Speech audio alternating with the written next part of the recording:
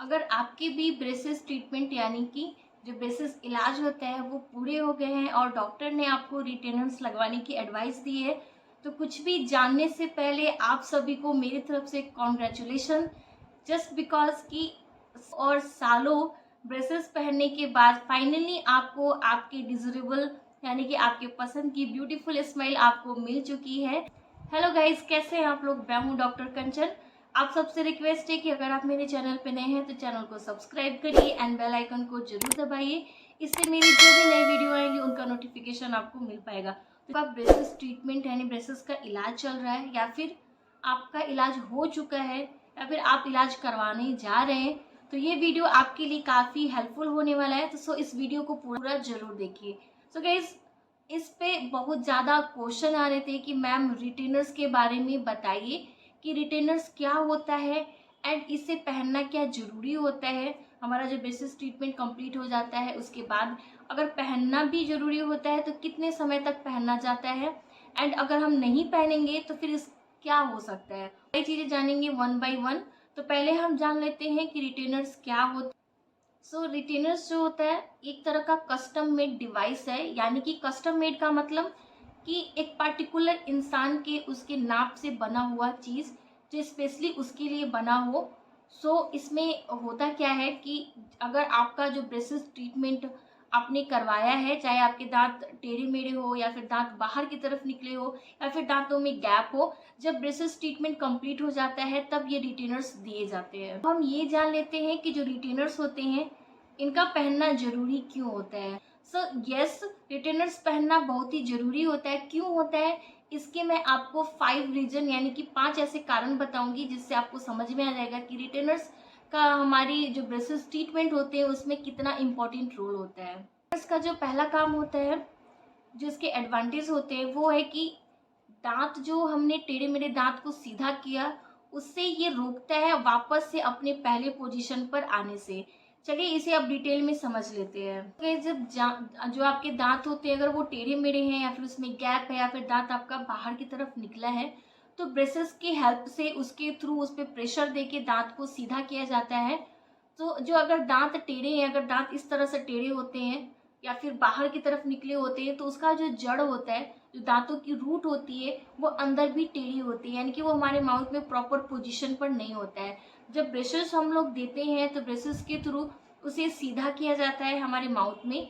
तो जो दांत जब हम सीधे करते हैं तो उसके जो गम्स हैं, बोन है, उन्हें वापस दूसरे नए पोजीशन पर आने में टाइम लगता है। अगर हम रिटेनर्स नहीं देंगे आपको लगाने के लिए तो जो कंडीशन है टूथ का, फिर से वापस वो अपने पहले कंडीशन में आ जाएगा। यानी कि जो आपके दांत जैसे पहले टेढ़े मेढ़े थे, अगर आप रिटेनर्स नहीं लगाएंगे तो वापस से फिर वो वैसा ही हो जाएगा।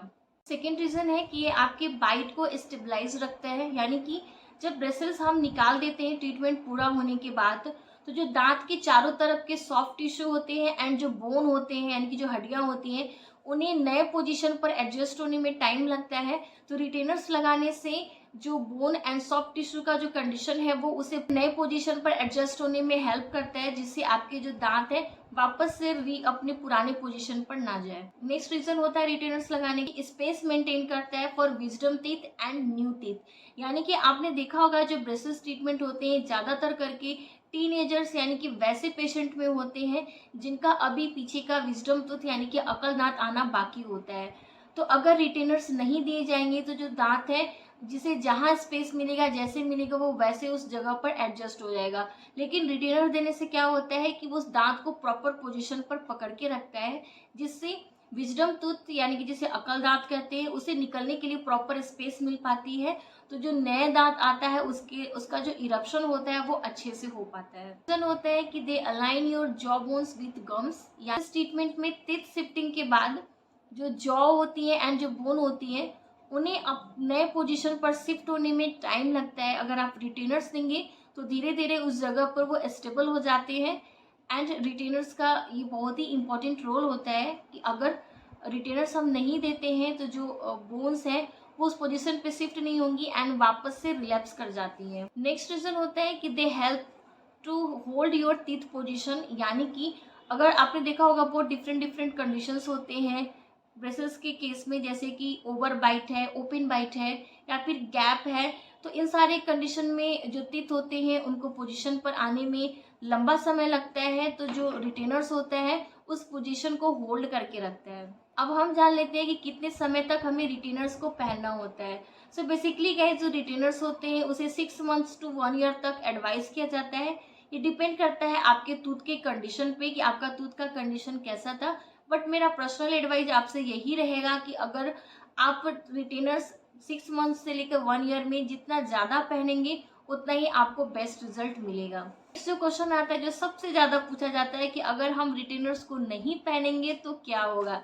सो गाइस, अगर आप रिटेनर्स नहीं पहनेंगे तो अभी इस वीडियो में मैं आपको पहले बता चुकी हूँ कि रिटेनर्स नहीं पहनने से जो आपका टूथ का कंडीशन है, यानी कि पहले जैसे आपके दांत टेढ़े मेढ़े थे, अगर आप ब्रेसेस ट्रीटमेंट कंप्लीट करवाने के बाद रिटेनर्स को नहीं लगवाते हैं तो धीरे धीरे, एकदम से तुरंत तो नहीं होता है, बट धीरे धीरे 1-2 महीने के अंदर जो आपका दांत है वापस से अपने उसी पोजीशन में आ जाएगा, वैसे ही टेढ़े मेढ़े हो जाएंगे। तो इसीलिए रिटेनर्स लगाना बहुत ज़रूरी है। अक्सर क्या होता है, पेशेंट फॉलो नहीं करते, फिर बाद में कहते हैं कि डॉक्टर साहब आपने कैसा ट्रीटमेंट किया, मेरा तो दांत फिर से वैसा ही हो गया।